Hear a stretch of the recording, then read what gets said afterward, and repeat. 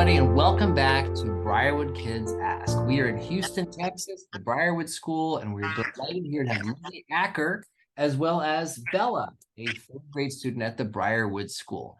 Lizzie Acker is most well known for being an extremely popular contestant on Channel 4's Great British Bake Off. She is an amateur baker from Liverpool with a huge personality who proved she has the talent and consistency by reaching the quarterfinals. She's very open about having ADHD, dyslexia, and dyspraxia, and keen to work to raise awareness of the conditions. Lizzie continues her baking journey and showcases her talent through demonstrations, television, social media, and digital campaigns. It's a true honor to have both of you on our show today, and I'm so excited to hear about Bella's questions. Are you ready, Bella? Yes. Okay, fantastic. I'm gonna kind of zoom in a little bit for you. There we go. All right. What was it like for you in school with dyslexia and ADHD? So in school, it was quite hard because when I was in school, I think people only realise a bit. Like now there seems to be loads and loads and loads of people talking about it, but there wasn't that many people talking about it. The only people I knew that were dyslexic was Whoopi Goldberg and Einstein. So I didn't really have anyone to relate to. And then I changed schools and I went to a super posh school that kind of didn't believe in dyslexia and stuff. And the dyslexic room was at the top room of this old house. And I felt like I was being hidden away when I went there. But all the way throughout school, I was doing really, really bad in school. But out of school, I go to a separate educational school where it was me, another kid, and a lovely teacher called Michelle, and that's where I learned everything. So we'd do I learned to spell by using I think they're called anagrams. So I learned to spell again by saying a grant attacks Ingrid's nose. So school was really hard. I had to go to extra support to be able to keep up. Question 2. What was it like for you reading when you were my age? How old are you, Bella? 9. 9. So that's, so when you are diagnosed with dyslexia, you do all these mad reports and they somehow figure out what age you can spell in and what age you can read in. And my reading age is only 9 years, 6 months. So I can technically probably only read as well as you. So reading was really, really hard, especially words, because the thing about English is that we have words that don't sound like the way they look, and it all gets confusing. And even though, so my real name isn't Lizzie, it's Elizabeth. So E and A, my last name, get them confused all the time. Also, I don't know if you have it in American, but the little alphabet and the big alphabet. Yeah, Acker, and then you have the big alphabet. I get them confused all the time. I only know the little alphabet. Question 3. Who taught you how to bake? So I bought a baking book from a guy named Hugh Whittenstool. It was a family cookbook, and I got addicted to Scotch pancakes, which is part of being ADHD. You get hyper focused on one thing, and I ate Scotch pancakes for about 3 months. But my nan never used to bake. She was awful at cooking. She turned cauliflower grey. And my mum was a terrible baker as well. So I think I just picked it up from watching things. My favourite thing to watch used to be Ace of Cakes from America. I would think it was filmed in Baltimore by Duff. I used to love Ace of Cakes and Cake Boss. I used to love all cake shows. So then I'd just watch them and I'd be like, I'm going to do that. And then I also found that baking things used to get me, really good praise from people. And I'd never get good praise from school stuff. So if I used to bake, it kind of used to make up for the lack of praise I get in school.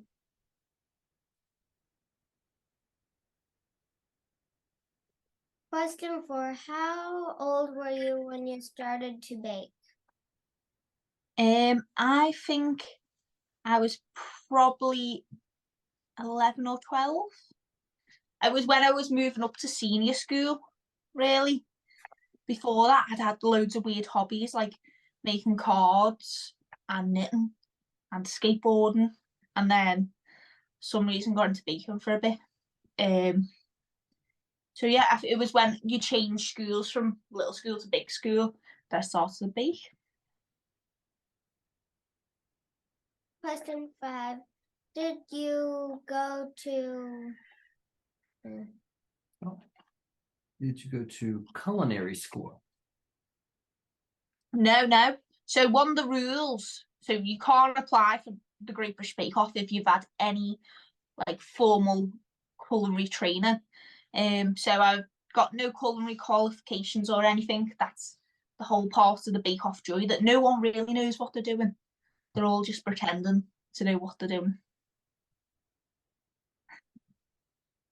Question 6. What would you tell kids my age who also have dyslexia and ADHD? I would say that sometimes you feel like you're the only one that's like having all these problems, like struggling to read or not being able to tell like a clock like that. Or maybe you can't tell digital clock. I still can't tie my shoelaces even. But there's loads and loads of people out there. 1 in 7 people is neurodiverse. So there's millions of us in the world. It's just because when you grow up in the society that we're grown up in, it's kind of looked upon as like, I don't know, like a bit bad if you can't do all these things that they say that adults can do. So no one talks about it and you feel bad inside. I just think talk about it because there's loads of people that feel the same as you. When I put it on my Instagram that I can't tell the time, I have loads of people message me and be like, I can't tell the time either. I thought I was the only one. So you're never alone, even though sometimes it feels like you are alone. There's always someone that feels the same as you. Question 7.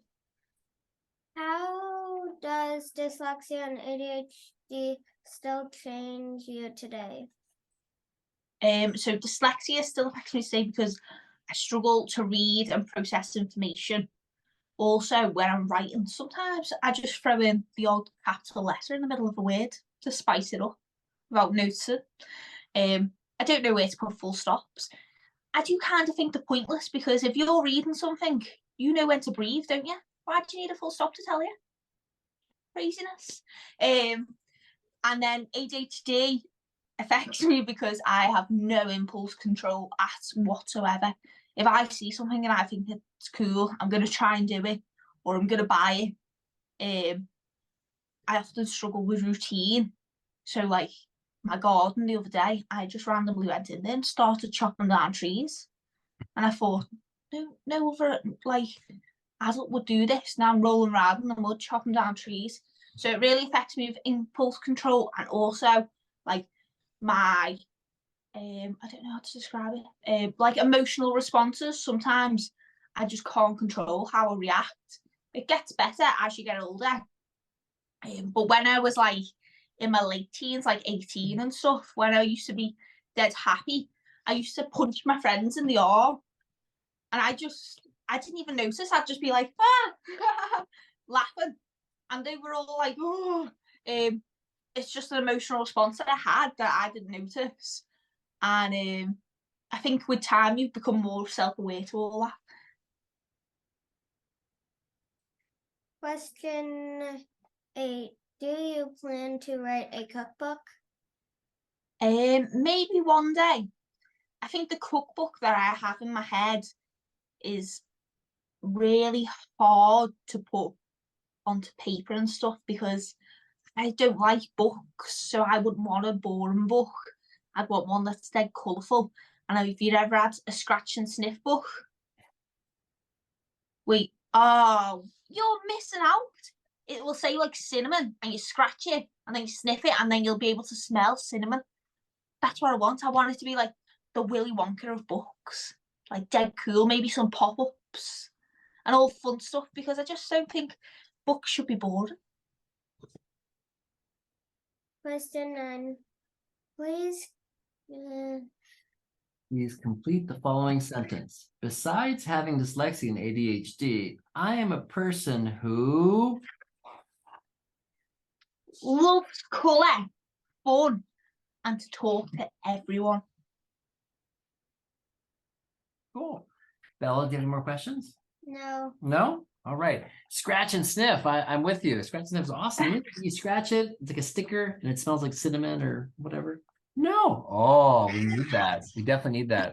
And I learned about the Ace of Cakes. I didn't know about that show. I'm from Baltimore, so I should know more about Baltimore, I guess. It's been a true pleasure to have both of you on the show. Thank you so much for your time. This show will be on, I believe, next month in April. And I hope you have a wonderful evening in the UK. And we'll go back to school here in Houston. Amazing. Have a great day, Bella. Thanks so much for the interview. You were great. You're welcome. Fantastic. All right. Till next time. Thank you very much. Yeah. Bye-bye. Bye. Bye.